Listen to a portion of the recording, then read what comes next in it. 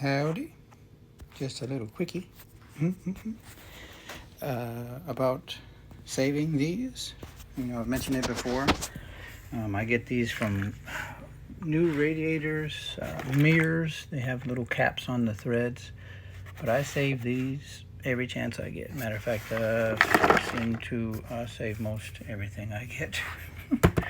But anyway, it works. Recycle, reuse, right? Here's another use for them. This is a shrader valve on an AC system, and it's got them threads where you thread in your sensor. Well, when you go to put this O-ring on there, you end up messing it all up because of the threads. So by the time you put it on there, it's no longer an O-ring, it's just a piece of junk that should have been thrown out. So here you put the cap on there, and then you just slide it right over, and you avoided all those nasty threads that cut the O-ring. Take this off of here.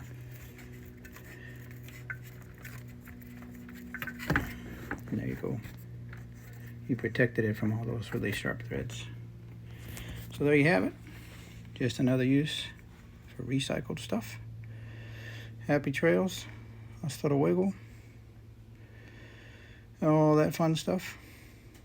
Be sure and like and subscribe. I appreciate it. See ya.